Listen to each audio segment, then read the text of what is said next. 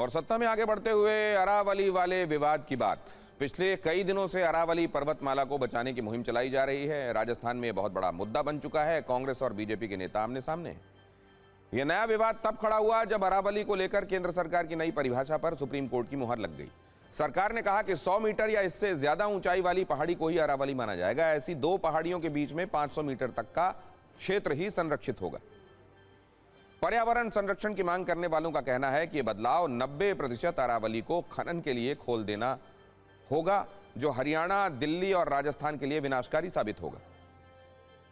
हालांकि केंद्र सरकार कह रही है कि अरावली में माइनिंग पर सख्ती बरकरार है और 90% से ज्यादा क्षेत्र पूरी तरह संरक्षित है।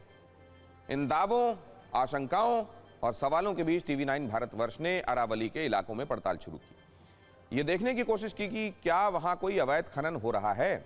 आखिर अरावली किस स्थिति में है, अपनी पड़ताल में हमें क्या पता चला, इस ग्राउंड रिपोर्ट में देखिए।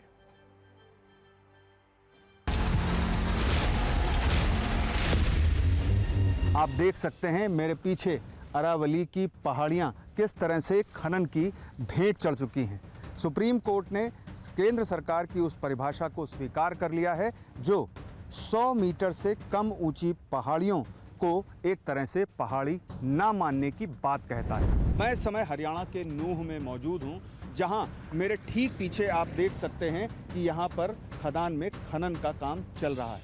ये सरकारी है कि निजी है, ये कोई जानकारी यहाँ पर नहीं है। ना ही कोई बोर्ड लगा है, ना ही कोई सरकारी अधिकारी मौजूद है और ना ही पुलिस बल यहाँ पर मौजूद है। पहले से खनन जो भाग चल रहा था यहाँ ने, और वो पत्थर बाहर गया है कट कट के।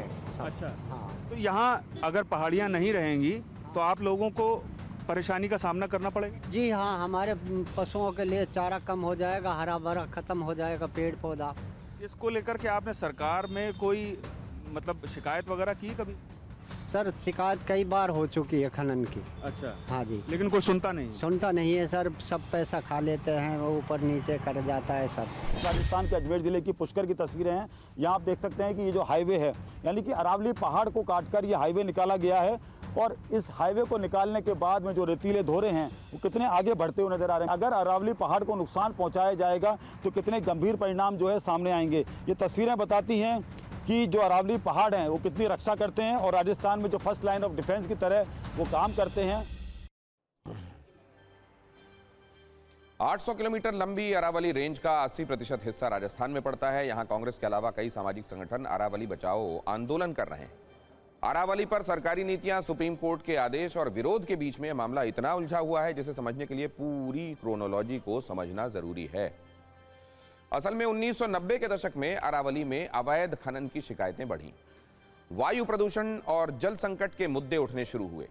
उस वक्त तब सुप्रीम कोर्ट ने पहली बार दखल दिया और 1992 में कुछ क्षेत्रों में खनन पर रोक लगाई। लेकिन बड़े पैमाने पर पहली बार प्रतिबंध 2000 के दशक में लगा।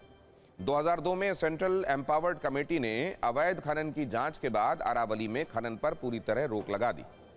गहलोत सरकार ने 2003 में इसके खिलाफ सुप्रीम कोर्ट में अपील की। तब अदालत ने मौजूदा खनन पट्टों पर खनन की अनुमति दी थी, जिसके बाद सरकार ने एक कमेटी बनाई। अमेरिकी विशेषज्ञ रिचर्ड मर्फी के सिद्धांत को आधार बनाया। 100 मीटर या ज्यादा ऊंचाई वाली पहाड़ी को ही अरावली माना गया। 100 मीटर से कम ऊंचाई वाली पहाड़ियों को अरावली न मानते हुए खनन योग्य घोषित किया गया। 2010 में फॉरेस्ट सर्वे ऑफ इंडिया की रिपोर्ट से पता चला कि राजस्थान में अवैध खनन से अरावली की कई पहाड़ियां नष्ट हो रही हैं। सुप्रीम कोर्ट ने रिपोर्ट का संज्ञान लेते हुए अरावली को ठीक से परिभाषित करने और संरक्षण के निर्देश दिए थे। पिछले महीने केंद्र सरकार उसी पुराने सिद्धांत को मानती दिखाई दी और 100 मीटर से ऊंची पहाड़ी को ही अरावली माना गया। सुप्रीम कोर्ट ने भी इस नई परिभाषा को मंजूरी दे दी। इस पूरी क्रोनोलॉजी को समझने के बाद यह कहा जा सकता है कि सरकार किसी की भी रही हो, अरावली में खनन जारी रहा। अब इस पर नए सिरे से सियासी स्कोर किए जाने की कोशिश हो रही है। I don't think they are talking about green Aravallis. They are talking about clean Aravallis. Just remove them. They are playing in the hands of the mining mafia, of the real estate mafia, and they are destroying the ecological balance of an entire region which constitutes a very fair share of this country. They are doing away with the natural wall barrier between the sands of the Thar and Delhi and Haryana and so many other regions. हमारे 98% तो हमारी जो धरोहर हमारी अरावली श्रृंखला है वो आरक्षित है, संरक्षित है, उस पर कुछ भी निर्माण कुछ भी नहीं हो सकता, उसमें कोई माइनिंग नहीं हो सकती। और अब जो 1-2% है उसमें भी पॉलिसी बनेगी। हम अरावली पर्वतमाला पे कहीं कोई आँच नहीं आने देंगे। इस तरह से अगर इजाज़त देंगे तो एक जो बची हुई चीज़ है दिल्ली के आसपास और राजस्थान तक इधर, वो फिर नष्ट हो जाएगी पूरी। सब बिल्डर और जो है ये खदान वाले, इन सब की चांदी हो जाएगी। सबसे बड़ा सवाल